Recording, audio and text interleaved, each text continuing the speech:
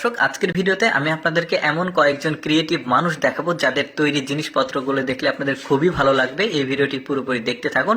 শুরুতে এই মহিলাটাকে দেখছেন, উনি একটা 5 স্টার হোটেলের স্টাফ। তো যারা কাপল আছে, যারা হোটেলে রুম বুক দেয়, তাদের জন্য বেশ চমৎকার এরকম রুম সাজিয়ে দেয় সে।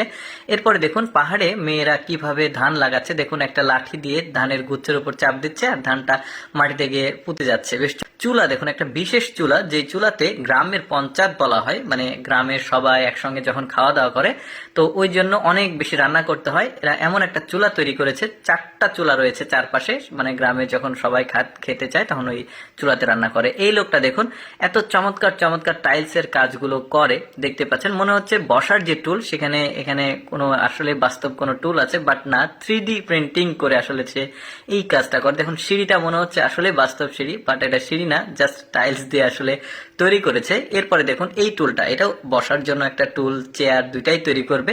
দূর থেকে মনে হবে আসলে এখানে একটা চেয়ার আছে, বাট না, এটা 3D আর্ট। পরে দেখুন এই লোকটা, এই যে এটা হচ্ছে মিষ্টি কুমড়া, তো মিষ্টি কুমড়া দিয়ে বিভিন্ন রকমের, যেমন এটা মূলা, এই মানে এই ফল গুলো দিয়ে বেশ চমৎকার চমৎকার সব জিনিসপত্র সে বানায়। দেখুন এই মিষ্টি কুমড়াটা দিয়ে ডলফিন বানাচ্ছে সে, বেশ চমৎকার। এগুলো ওই যে বিয়ের যে খাঞ্চার যে মানে ক্ষীর খাওয়ায় বা মিষ্টি খাওয়ায় যখন বিয়ের আগে রাত্রে, তো ওই ধরনের জন্য স্টেজে আসলে এই ধরনের ফল ফ্রুটস গুলো সাজিয়ে রাখা হয়।